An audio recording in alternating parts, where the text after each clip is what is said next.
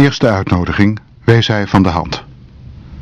Ik denk niet dat ik de juiste persoon ben voor dit thema. Een tweede uitnodiging, dat bent u wel, maar u weet het nog niet, nam hij aan. Hij is bijna schuw, niet genegen om persoonlijke vragen te beantwoorden, is me van tevoren gezegd. Dat beeld zal niet blijken te kloppen. For me, a work of fiction exists only insofar as it affords me what I shall bluntly call aesthetic bliss. That is, a sense of being somehow, somewhere connected with other states of being where art, curiosity, tenderness, kindness, ecstasy is the norm.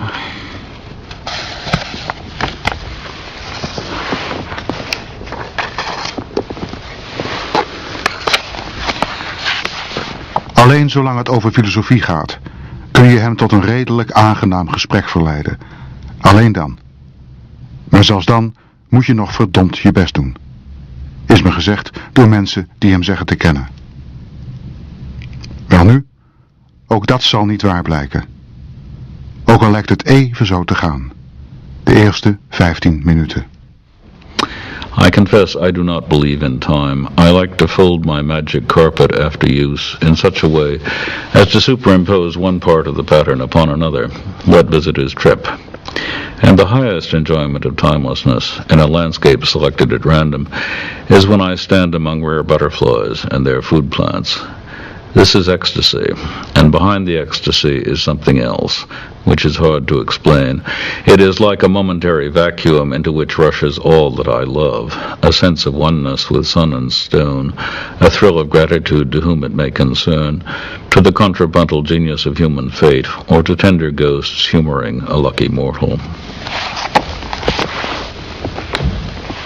What kind of child were you at primary school? How would you describe yourself? Shy, withdrawn, ingrown, constantly afraid of being beaten up in the schoolyard, not playing much of a role in any activities, hoping to get away from school as soon as I could. Why? Because it was... I just felt awkward and, unable to join in things. For what reason? Because... Don't know. It's just a fairly early memory of being asocial. The schoolyard, do you remember? You're standing alone, or... Yeah, actually my memories aren't very strong until about the age of 8 or 7 or 8, something like that, and I was always being moved from school to school. I think I went to 7 or 8 different primary schools, and in each one I would always sort of wonder if I were going to make any friends, and then never did. But do you know why? The shyness. Don't know. Where did it come from? Did it accompany you all your life, or just in childhood? I've never been very easy in my dealings with people. I mean, I'm a lot better than when I was a child, but still, I tend to avoid parties because I can't think of any small talk to make. Do you remember, because if you're talking about yourself as a shy boy, escaping the schoolyards, escaping the others in the classrooms, going from school to school 7 or 8 times, you might suppose that there's somebody who reads books in the silence of his room at home. Am I correct? Yeah. Yeah, according to my parents, I pretty much taught myself to read when I was 4 or thereabouts, and, spent most of the rest of my life reading books. The world in those books, was it perhaps more important to you than the world outside? Yeah, much more. Yeah. The world outside never quite lived up to the books, except for a few scenes in nature, animals, birds, flowers. What kind of world were you creating by reading books and combining them? To what kind of picture you? Well, fantasies of power, control, omnipotence, sort of usual childhood fantasies. turning out to be the unacknowledged son of the king, that kind of thing. Power, Yeah. control. The control and power you missed dearly at schoolyard. Mm-hmm. And I think basically I was looking for some way to get back at the schoolyard bullies by turning into some kind of intellectual and acquiring some kind of intellectual power, though I wasn't quite clear how this was going to work. Did you manage to come back to them as the intellectual? No, I just lost touch with them by living in a world of intellectuals. During adulthood, after primary school, the situation remained the same. That's to say, you escaping the vulgarity of all daily life and entering into the world of books and fantasy. Well, actually, I was very lucky because when I was 15, I went to the university. And it was a particular program in a particular university where nobody talked about anything except books. So it was, it was ideal for me, and it was the first situation in which I felt more or less at ease and in control of things. Was there any feeling you had at that time in your childhood or later in your adulthood that you had to become a philosopher? I think philosophy was somewhat accidental. I mean, I think that I could equally well have become an intellectual historian or a literary critic, but it just happened that the course that I was most intrigued by when I was 16 was a philosophy course, and so I sort of kept taking more and more philosophy courses and signing up for more and more degrees. And why were you intrigued? Because of a I think because of the sense of mastery and control that you get out of philosophical ideas. You get the impression from reading philosophy that now you can place everything in order or in a neat arrangement or something like that, and this gratifies one's need for domination and compensation of the shyness. Yeah. I remember that not very few, but very many people who are participating in a beauty and consolation, if I ask them what is beauty, what is consolation, what is the marriage between them, they come up with the sense of ordering, the sense to have the whole chaotic world in your own hands, to control it, to name it. This is something. I guess I don't associate that with beauty. I think of it as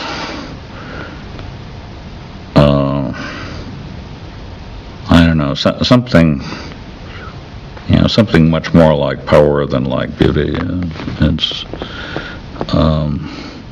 and I think of beauty as sensuous and of philosophical ideas as in the usual cliche terms, cold, hard, abstract, non-sensuous. What world were you gradually discovering the time you went into philosophy? Because you had the illusion of having everything under control, in power. Well, of hoping to anyway, by reading enough philosophy, so that when I was 16, I read through Plato, thinking that if I read everything in Plato, I would sort of get the essential Plato and be in command of this sprawling mass of dialogues. And of course, it didn't work out that way because Plato is too good an author to let himself be controlled in that way. But it was a good try, and then I just kept on going, sort of reading philosophy books until it was too late to do anything else. Yeah, too late to do anything else. Well, but when I was 20, I had a master's in philosophy, and couldn't think of anything to do except take a doctorate in philosophy. And then when I got a doctorate in philosophy, there wasn't much to do except teach philosophy. But you wanted to be in control. You were the shy boy from the schoolyard. When did you realize you shouldn't manage? Oh, sometime in my 20s, I think, when I began to think that philosophical ideas were, so to speak, ingenious artifacts rather than levers of power. Was this a dramatic moment? Because I can imagine that if you have your illusions about philosophy as a kind of ordering the world and to lead your own chaotic world, to have it in your own hand, and to discover that you're just playing with toys and not with... It's not exactly just, I mean, it wasn't a sense of just playing with toys, but of the feeling that philosophical systems were, more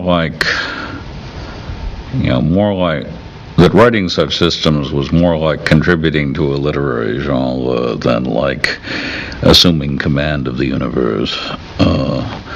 And it wasn't anything very sudden. I mean, just somewhere between the age of 20 and the age of 35, but I couldn't tell you where. And what happened once you realized? You didn't say, I quit. No, I mean, it was my bread and butter. But that simple? Sure. I mean, teaching philosophy is a very agreeable occupation. You get a lot of spare time. It pays well. You can do pretty much what you want, especially after you get tenure. Never occurred to me to change my life. But I began writing somewhat different kinds of stuff, and eventually it got more and more different as the years went by. I never found philosophy books consolatory, except in the sense of occasionally being overwhelmed by a surge of admiration for a particular philosophical work and thinking, how nice it is. The construction of it. Yeah, it's what a brilliant imaginative creation. How nice to be in the same world with people who can create something like that, and to be able to appreciate what they've done. But this is not consolation. This is a kind of admiration. Yeah, it's not consolation for loss or despair or anything. It's just consolatory works. They tend to be, poetic or fictional achievements more often than philosophical works.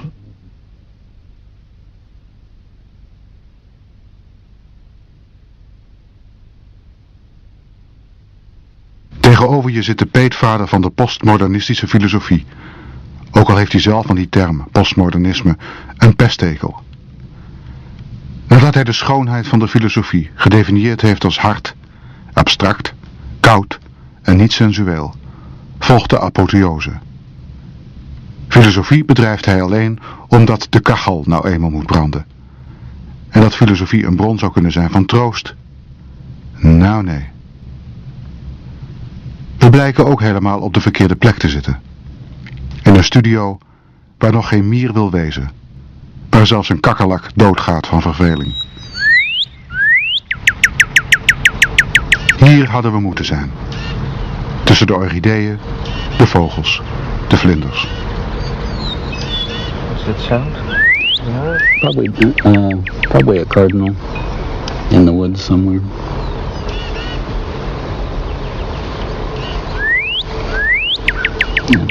The waxwings were eating the berries of that bush there, and in the fall they often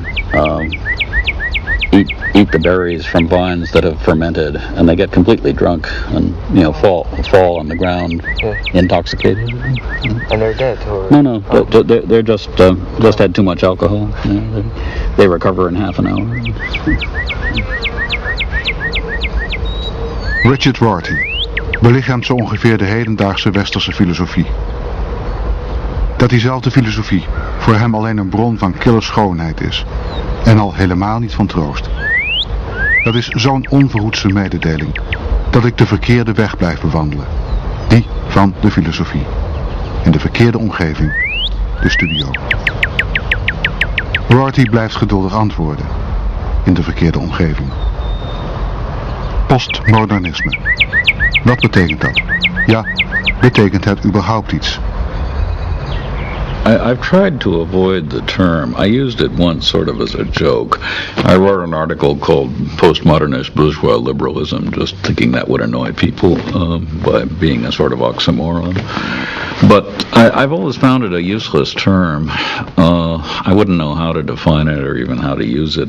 Nowadays you can use it to mean something like Derrida, Foucault, Lyotard, and various other Frenchmen, and people will get the illusion. But as far as the philosophical ideas go, the ideas that are called postmodern seem to me to have been perfectly well formulated by about 1910, the time of the death of William James. So postmodernism doesn't seem a very appropriate term. Well, we leave postmodernity behind. If you call yourself a pragmatist philosopher, what do you mean? Pragmatists say we should stop thinking in Greek terms, not think in terms of a distinction between appearance and reality, or between mind and body, or between intellect and sense, but think of ourselves in the wake of Darwin as what Nietzsche called clever animals who find cleverer and cleverer ways of talking about what's going on and clever ways of dealing with what's going on, but never do anything like penetrating beyond the world of the senses, or penetrating beyond appearance to reality, or ascending from the body to the mind, or anything of that sort. And much of pragmatism is just the same kind of criticism as you get in Heidegger's criticism of what he called the ontotheological tradition. Filosofie. Rorty's hoofd zit vol vlinders, orchideeën, vogels. Maar monter gaan we verder. Nu over de definitie van het begrip waarheid. Alsof Rorty het daarover hebben wil. I think it was unfortunate that pragmatism became thought of as a theory or definition of truth. I think it would have been better if the pragmatists had said, we can tell you about justification, but we can't tell you about truth. There's nothing to be said about it. That is, we know how we justify beliefs. We know that the adjective true is the word we apply to the beliefs that we've justified. We know that a belief can be true without being justified. That's about all we know about truth. And, justification is relative to an audience and to a range of truth candidates. Truth isn't relative to anything. Just because it isn't relative to anything, there's nothing to be said about it. I mean, truth with a capital T is sort of like God. There's not much you can say about God. That's why theologians talk about ineffability. Contemporary pragmatists tend to say the word true is indefinable, but none the worse for that. We know how to use it. We don't have to define it. If you define it in the Nietzschean term, there are no facts, there are only interpretations. Yeah, that gives the general pragmatist idea that no description, or if you like, no interpretation, is closer to reality than any other. Some of them are more useful for some purposes than others, but that's about all you can say. And Nietzschean perspectivism, which says, you can't rise above interpretations and get to facts, or dig down below interpretations and get to facts, is substantially the same thing as I meant before when I said that pragmatists try to get rid of the reality-appearance distinction. En voort gaan we nog even op de verkeerde weg, in de verkeerde omgeving. Nu over het begrip onzekerheid.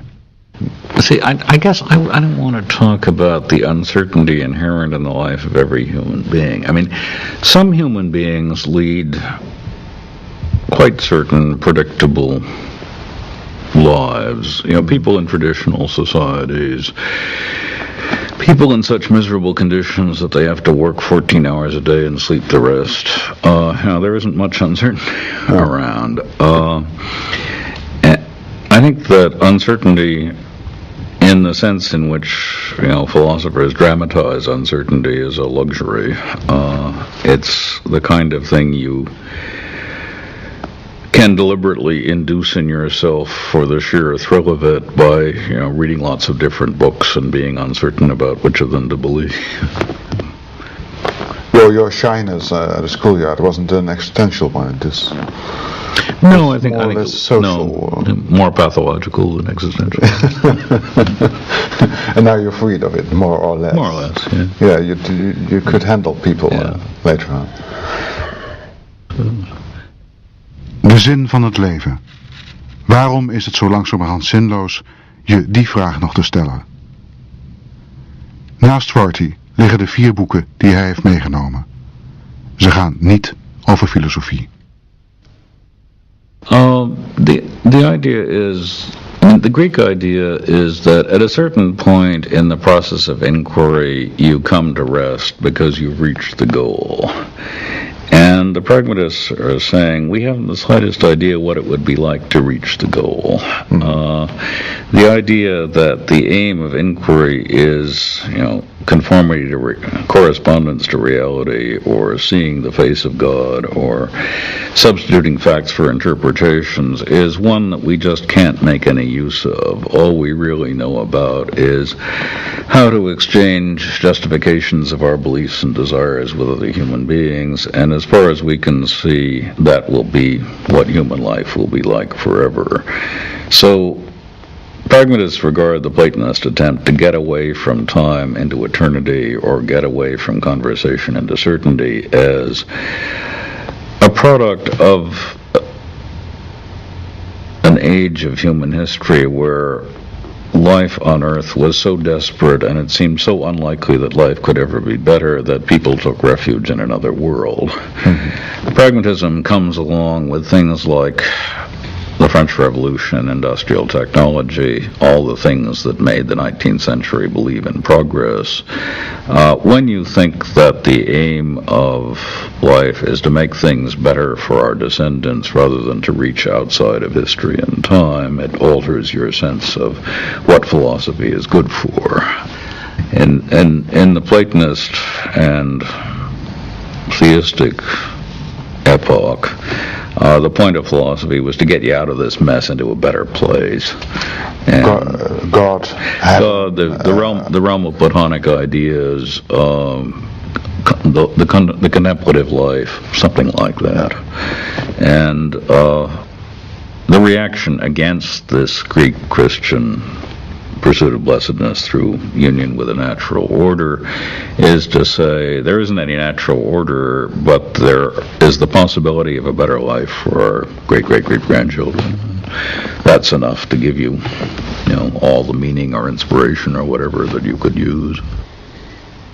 Hans Blumenberg, in a remark that impressed me enormously, said, at some point we stopped hoping for immortality and in place started hoping for our great-great-grandchildren. This was a sort of turn in the culture of the West. And, I really believe that. I mean, I think that it had to do with simple improvement of material conditions. When we got a comfortable bourgeois existence for, large numbers of people, the bourgeoisie was able to think not about escape from the world and pie in the sky, but about creating a future world for future mortals. This seems to me to have been, a great improvement.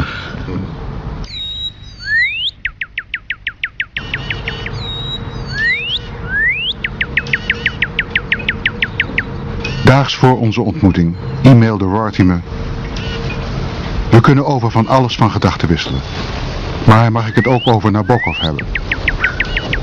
Wat me fascineert zodra het over schoonheid, troost en Nabokov gaat, is zijn voortdurende herhaling dat een landschap, of het kleurenspel op een vlindervleugel, of de vorm van een blad, voldoende troost zijn voor zeeën van menselijk lijden. We veranderen van onderwerp, al blijven we in de verkeerde omgeving zitten. Nabokov, sneeuwuilen, valken, orchideeën, schoonheid, gruwelijkheid. Filosofie, zal dat woord nog vallen, al is het terloops tijdens het vervolg van het gesprek. That's a cedar waxwing sitting on the bow there. There it goes. Oh, there it goes. Yeah. It's on the underneath. Well, you have a different species in Europe.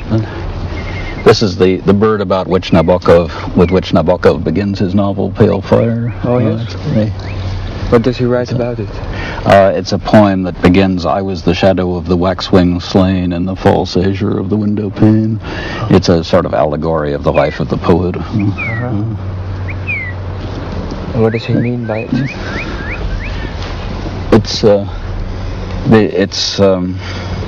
Birds kill themselves by flying into glass windows. They see the sky reflected in the window, and they can't tell it isn't the real sky, so they smash themselves into the window pane. And so Nabokov builds a big story about the dead waxwing and the difference between reality and appearance, and seeing things in mirrors and seeing them in reality, that kind of thing. So it makes waxwings a sort of romantic bird. There's another one.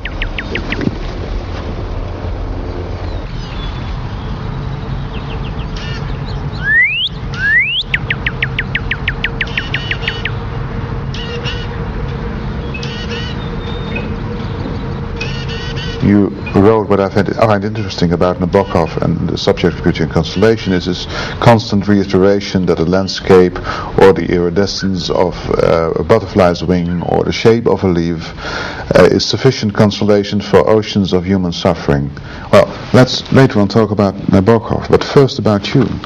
Yeah, I don't believe that it is sufficient consolation. On the other hand, I'm not sure anything else is either, and so I guess I think of such things as coming closest. As close as you can come to beauty and consolation. Well, I think such experiences are as close as I can imagine to finding consolation in the world for the pain in the world. I think they were for Nabokov too. Are they really consolatory? Should they really be consolatory? I just don't know. I think Nabokov didn't know either. Well, try to come back, because in your childhood or adulthood, do you remember certain moments that you were terribly afraid or frightened or sad or miserable, and that a butterfly's wing of a certain landscape, a snake going by, was a real consolation? No, I don't think there was ever any correlation between bad moments and good moments. That is, I don't think the good moments ever lifted me out of any particular bad situation. The good moments, I think, sort of just came along accidentally, unpredictably, with no relation to anything unnoticed, else. Simply there. Yeah, and would recur in memory as something nice that happened once.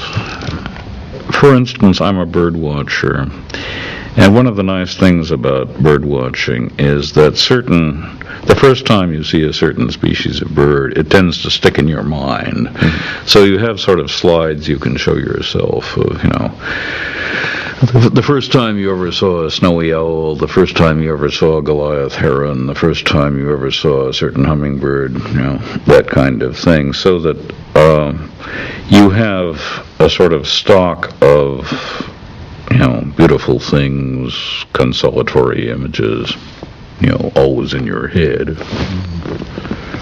When I was something like 12 in a canoe going along a river, and there was this absolutely astonishing white bird sitting on a stone by the river, unlike any bird I'd ever seen before, but because I had pored over Audubon's Birds of America, I knew exactly what it was, and the ability to recognize it as the bird portrayed by Audubon was somehow very important.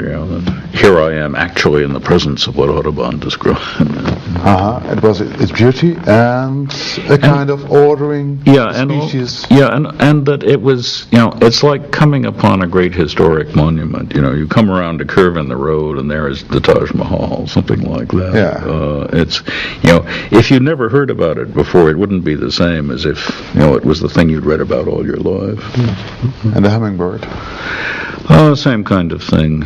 I can remember watching hummingbirds in my parents' garden, and then the first time I saw it, we only have one kind of hummingbird in the eastern United States, and I can remember the first time I saw a certain kind that appears in California up on a hillside overlooking the sea, and the first time I saw a tropical hummingbird on a feeder in Costa Rica. that sort of thing. What you say is remarkable, because you say if you don't know about a snowy owl or a hummingbird, it's insignificant at the moment you see it. At the moment you know what you're ordering, what you're seeing, what you're meeting. Yeah, it has to be, as Kant would say, synthesized by a concept before it works. A bird watcher. You've been that all your life, or?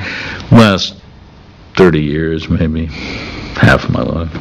Wow. But I was fascinated by birds when I was young. That was why I read Audubon all the time. What did you do?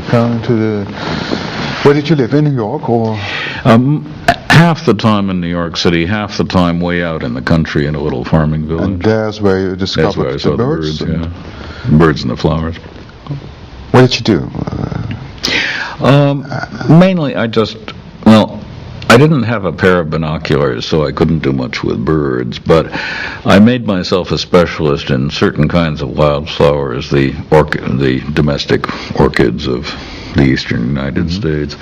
And my hobby was to go, sort of spend all day ranging the woods looking for orchids, because they're quite hard to find, and I prided myself on being the only person who knew where you could find them. There is a similarity with Nabokov, more than you think. Yeah. Well, you talked about a little similarity, but for him it was butterflies, of course. Yeah, for me it for was you orchids. it was flowers. Same general idea. Yeah, they had to be rare. There's a description in Nabokov's autobiography where he talks about the ecstasy of being among certain rare butterflies high up in the Rockies, and the rarity is important. Just as the rarity of these wild orchids was important, or the rarity of the snowy owl. The particular places where certain orchids grow, I will probably never forget. Why not? They were too important. They were sort of the, what Nabokov calls the hidden nodes of one's life. The places to which one, somehow give you your coordinates or something like that. I mean, the landscape of my childhood is sort of, is sort of pricked with little points of light where various kinds of orchids grew on the sides of various mountains. Did you talk with others about the orchids, or was it your little? It was my little thing. Closed. Yeah. Unit. Yeah. You didn't want a secret world. But why? Were you afraid that others would damage it? Or? I don't know. Either I thought they wouldn't understand, or they couldn't understand, or they would laugh. I'm not quite sure which. Can you give any description of this world of, for instance, not only the birds but the orchids? What kind of a universe you were creating? What kind of a silent, secret world you were living in?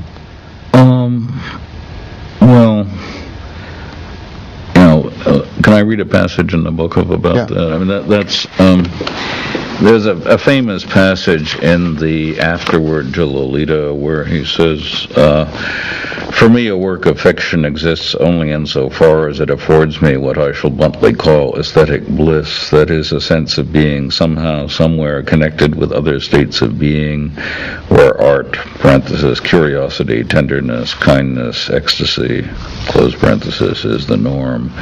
This is a sentence I keep quoting and returning to in my writing because it's, it perfectly expresses a child's sense of the secret world. I think that there is a place somewhere where tout n'est qu'ordre et beauté, luxe, calme et volupté, something like that. What is true for Nabokov is true for you. Yeah. I'm not sure I'd call it the only source of consolation, but the only one that I'd describe as beauty as opposed to love. I mean, other human beings are consolatory, obviously, because you love them, they love you, that kind of thing. But that's different. I mean, beauty doesn't, so to speak, come into it. At least not in the sense in which Nabokov is just talking about it here. Now, if I connect beauty to human beings, you say? Well, some human beings are beautiful, but that's not the point, so to speak. That's not the beauty you. The beauty that's internalized. Right. Yeah. I mean, my paradigm cases of beauty are birds and flowers and landscapes, not people. Yeah, if you're alone or you're miserable or you're down and out, you don't go to a bar or a cafe or you go to the birds, the flowers, the landscapes. Yeah, exactly.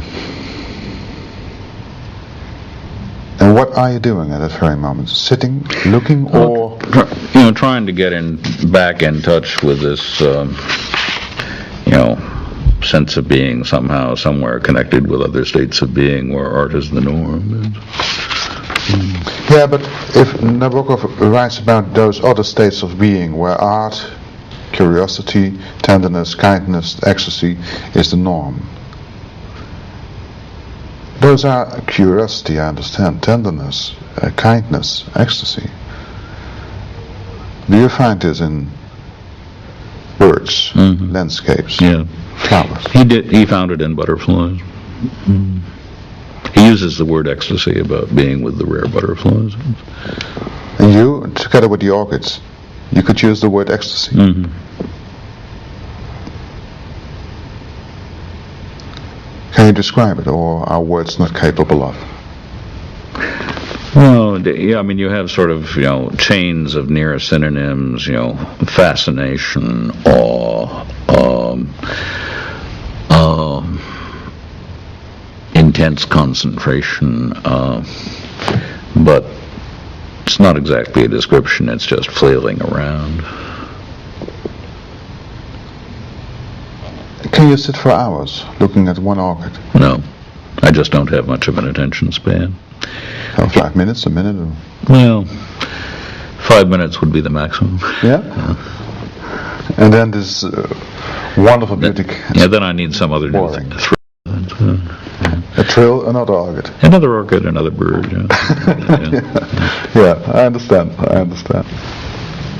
Is it really sufficient consolation? I have no idea how you could answer the question. Well, you can, because if you're going out in the country, you're looking at the hummingbirds, the orchids, and I ask you at that very moment, is this sufficient consolation for oceans of human suffering or for the suffering in your own life? Yet, I'm tempted to say no, of course not. What could be?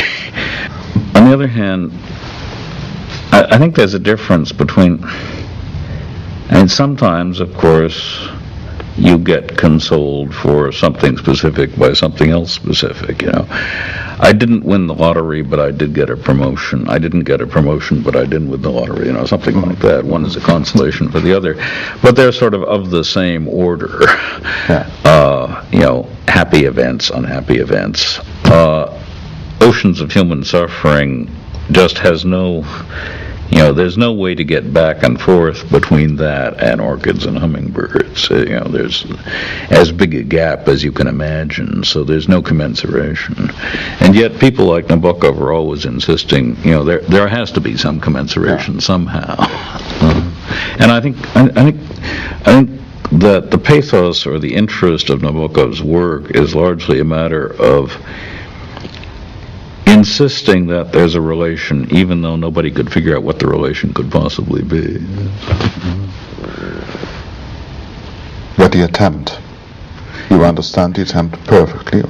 It's not exactly an attempt. It's just sort of... No, he's convinced. It's just sort of going back and forth continually between these small private moments and, human history as a history of horror. And going back and forth between the beauty of the landscape and the intense suffering of a person within the landscape. That's what he spends most of his time at. Yeah. Did he realize any of it? Did he make the connection? Or did he fail finally? Well, I think he made it about as well as anybody's ever made it. But if if you ask me what connection he established, I couldn't tell you. He managed to write books with two foci, intense suffering and ecstasy. And there's nothing you can say about the relation between them, but somehow you think you know more about both when you read his books. Nabokov, I think, would have liked there to be no distinction between the aesthetic and the moral, because he was good at the aesthetic and was appalled by the moral, so to speak. But obviously there is a distinction. That is, morality has to do with relieving suffering. The aesthetic has to do with, what you do when the demand to relieve suffering lets up for a while.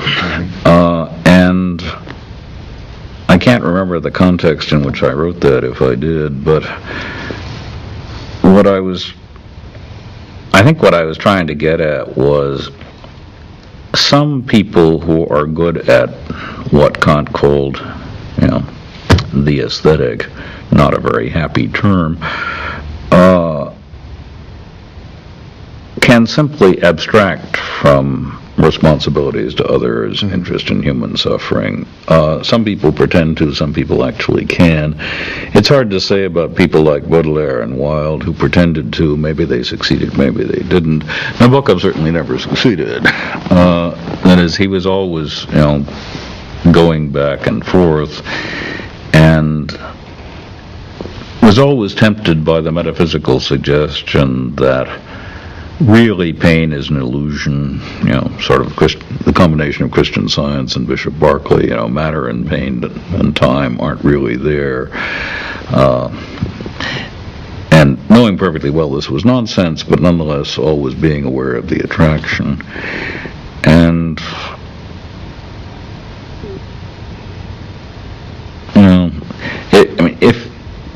I think from reading Nabokov, because of reading Nabokov, I found myself writing a book about the distinction between the private and the public, where the public meant something like Kant's moral and the private meant something like Kant's aesthetic. As I say, I don't like Kant's terminology very much, but better than nothing. Would you say that pure beauty exists?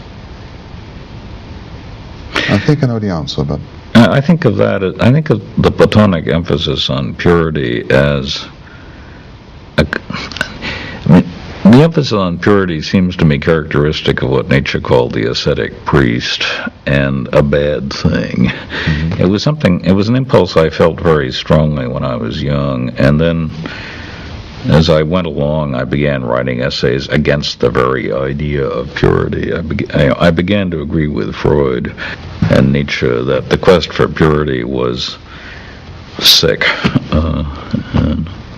Why? That there's something sadistic, sadomasochistic about it. I can't explain it very well, but Freud and Nietzsche are always saying, beware of the man who wants purity, keep out of his way. These people are dangerous.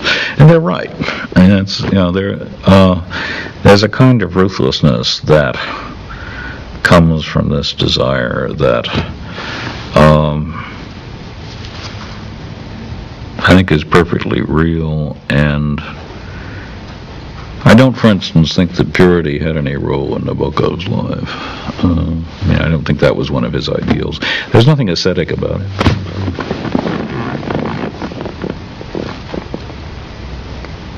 So pure beauty? It's, pure anything seems to me, just a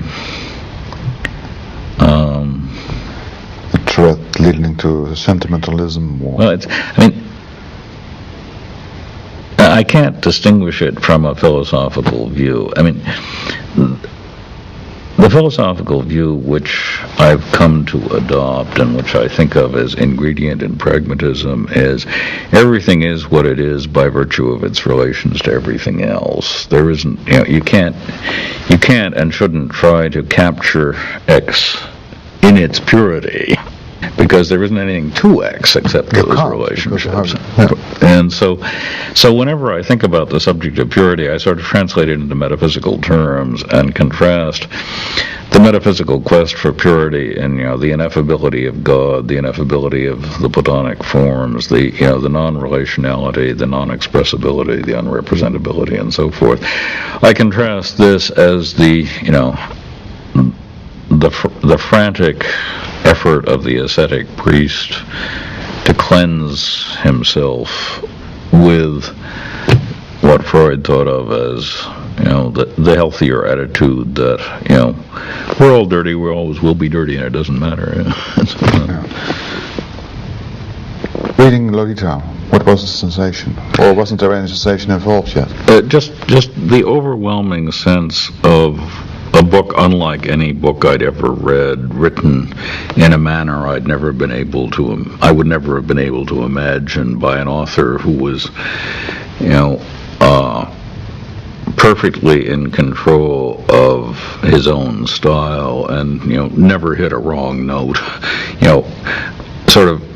set himself an impossible task and carried it off with complete success. It seemed to me just astounding. And the story itself? The story itself... Wasn't that important, or...? It was and it wasn't. I think that's one of the fascinating things about Nabokov, because the story itself is usually about intense pain, great cruelty, enormous humiliation, and all told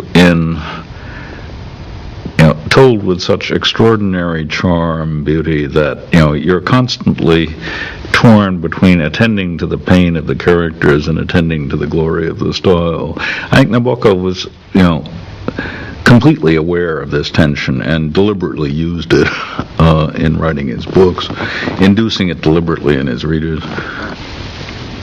It is clear, you're right, that the only thing which could really cut Nabokov down was the fear of being or having been cruel. Does the same apply to you? Yeah, that's certainly true for both of us.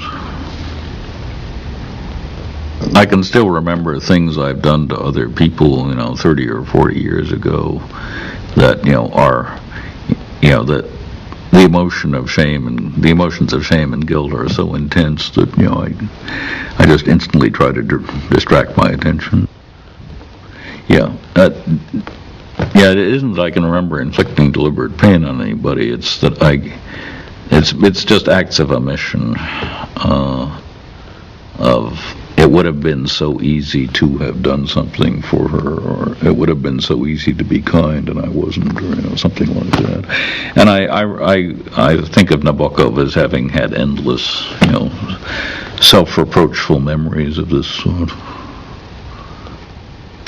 Yeah, I find them permanent companions, They didn't disappear. No, I can't exactly be consoled for them. I can only be distracted. But are those moments you remember vividly, so to say? Well, not every day, but as a permanent. Yeah. Or, if not exactly moments, at least the face of someone for whom I could have done a kindness at an important moment and didn't. What do you really mean with the synthesis of ecstasy and kindness you're looking for? I have no idea what it would be like, but a way of being simultaneously kind and clever, or a way of not having to choose between cleverness and kindness.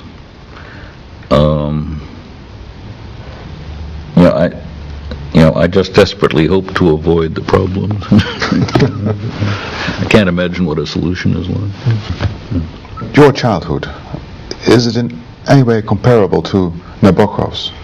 No, not in the least. Well, no, that's a little overstated. I mean, Nabokov had, he always claimed, an incredibly happy childhood, and psychoanalytically oriented people always tell you that that's a sign he must have been pretty miserable. And in this case, however, I believe Nabokov. I mean, I think it was just as glorious as he remembered it as being. And I think the only similarities between his childhood and mine were the sort of Wordsworthian moments of, bliss acquired by a landscape or an object in a landscape, or some contact with nature. It's the theme of Wordsworth's, the early books of Wordsworth's prelude, of the Ode on the Intimations of Immortality. It's what made Wordsworth famous, that in childhood you were able to be in touch with landscapes, animals, flowers, trees, mountains, lakes, in a way that you'll never be again. Shadows of the prison house close about the growing boy. Do you have any more descriptions of what you call the silent universe of your childhood, or the hummingbird, the orchid, the landscape you're totally alone in? I can quote this thing from the autobiography about the butterflies. He has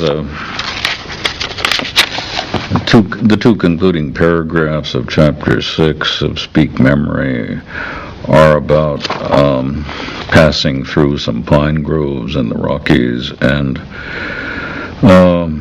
the next moment I was among them, over the small shrubs of bog bilberry with fruit of a dim dreamy blue, over the brown eyes of stagnant water, over moss and mire, over the flower spikes of the fragrant bog orchid. A dusky little fritillary bearing the name of a Norse goddess passed in low skimming flight. And in the next paragraph he says, I confess I do not believe in time. I like to fold my magic carpet after use in such a way as to superimpose one part of the pattern upon another, let visitors trip. And the highest enjoyment of timelessness in a landscape selected at random is when I stand among rare butterflies and their food plants. This is ecstasy, and behind the ecstasy is something else which is hard to explain. It is like a momentary vacuum into which rushes all that I love, a sense of oneness with sun and stone, a thrill of gratitude to whom it may concern, to the contrapuntal genius of human fate, or to tender ghosts humoring a lucky mortal. And that's about as metaphysical and speculative as Nabokov ever gets, which is to say, not very, just a few sentences here and there. Like Freud, he had really not much interest in philosophy and no particular trust in it, but every once in a while he would, let himself go in this way. But it's passages like that gave me a sort of fellow feeling with him, since I felt I knew, exactly what he was talking about, and Wordsworth would have known too.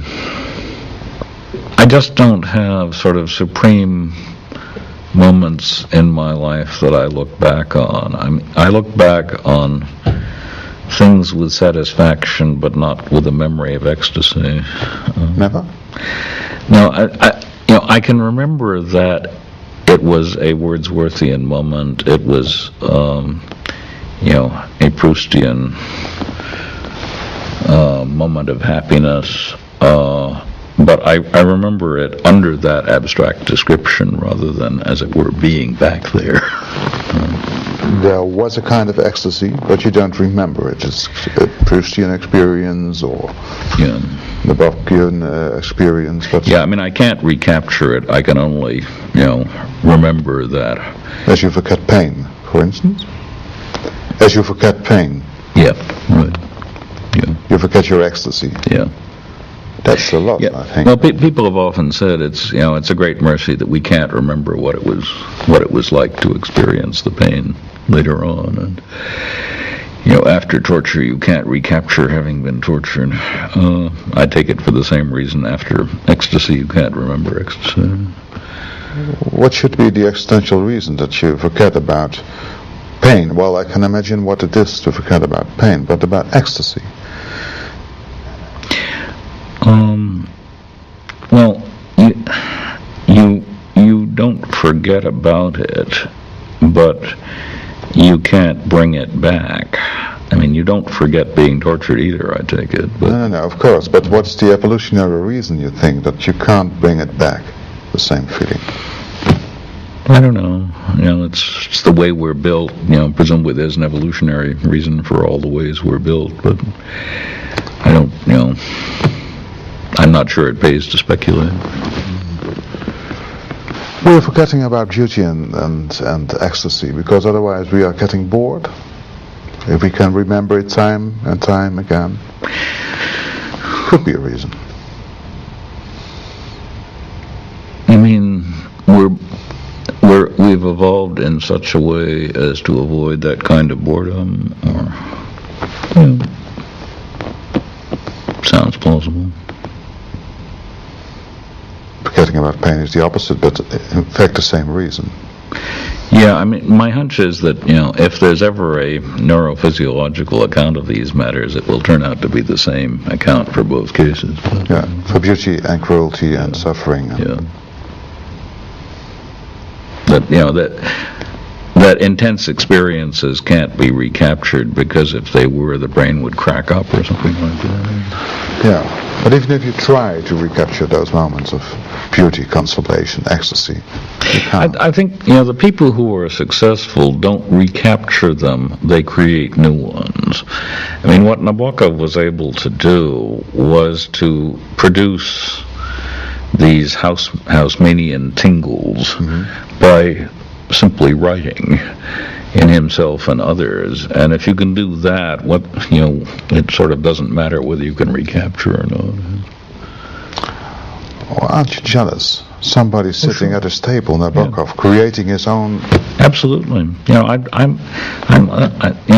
The whole phenomenon of people being able to write the kind of line that, makes the hair on the back of your neck stand up, seems to me,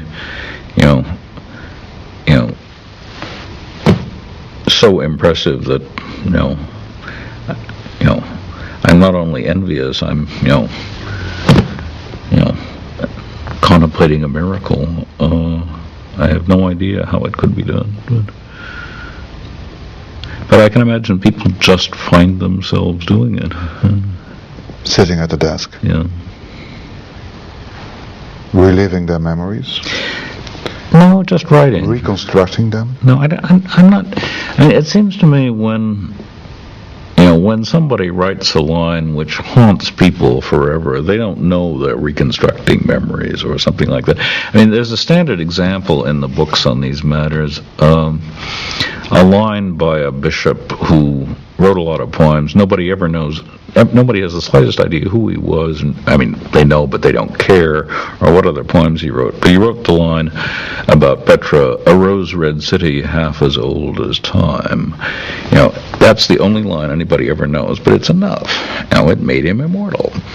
He didn't have the slightest idea he was doing anything special, I bet, when he wrote the line. He wasn't reconstructing a memory. He wasn't doing anything in particular. He was just writing, and suddenly, it worked. And, Nabokov was able to do that over and over and over again. So was Keats. So were a lot of people. And you tried, but you didn't manage. You can't try. I mean, I don't think the notion of trying applies. But you tried. Well, I write all the time. If I could write lines like that, I bet you I would. But I don't, and I wouldn't know how to try. What's the most beautiful bird you can think of? Again, that's a little like, The most fascinating bird. No, I don't say beautiful. It can't be done. I mean, the most beautiful falcon, the most beautiful songbird maybe, but it's like the most beautiful painting. You might be able to say the most beautiful landscape, the most beautiful portrait, but you couldn't do it painting überhaupt. It's and the most beautiful falcon I've ever seen is the American kestrel. Why? Just the incredible subtlety of the colors and the the pattern of flight. It's a remarkable combination. But I have no way of putting it together with a hummingbird. I mean, they're just two. I mean, they're both birds, but that's about all they have in common. What's one of the most beautiful orchids you ever saw? Or beautiful? I mean, this is a dangerous word, I know. Most fascinating because of its colors or its fragrance or. I suppose the smaller yellow lady slipper, it's called Cypripedium parviflorum, which I once found growing in the hills of New Jersey. It's just it's a lady slipper, a compact little yellow sort of cup. Well, and if you try to catch her in words, no deal. Nope. Purely visual. You can show it and then that's all. Sorry? You can show it and that's it. Yeah. It tells its own story. Yeah. Any idea how, for instance, Nabokov would have described, for instance, your hummingbird or snow owl? He might never have noticed it. I mean, he wasn't much of a bird man. No. I mean, you have to be. It takes a lot of preparation to notice the little yellow lady slipper. It takes a lot of preparation to notice the American kestrel. I mean, there has to be a lot of build-up and stage setting. I once was in Yucatan looking at the Mayan ruins with a friend, and we were both interested in the ruins, but it just happened there's a particular bird down there which is incredibly common called the motmot, which has a very long tail culminating in iridescent blue circles. My friend simply hadn't noticed there were any birds around. I mean, I'd sort of noticed nothing but. I could barely see the ruins for the birds. He honestly didn't know there were birds. Well, why should he? It just hadn't crossed his mind. And it wasn't that he was dumb or stupid or anything. He just hadn't been trained in birds. I had. All birds look the same to him, the way all performances of the same symphony sound the same to me. Beauty and consolation, are they as intense as they are fleeting? Yeah. I mean, they're necessarily. Presumably they're fleeting just because they are intense. Can you imagine yourself sitting in this wonderful Arcadia with your flowers, the landscape, the birds, and for instance for 1 week or a month? No, but on the other hand, I can take consolation in the thought that such places may still exist, even if all the human beings die off horribly. And there's a controversy between a couple of philosophers, I can't quite remember who now, about whether it would be a better world after the atomic bombs have eliminated all the other forms of life on Earth, if there were one single rose bush still flowering, and the kind of thing philosophers argue about. It seems to me perfectly obvious it would be a better world if there were one single rose bush left around, and that would be a consolation for the death of the human race. But I can't.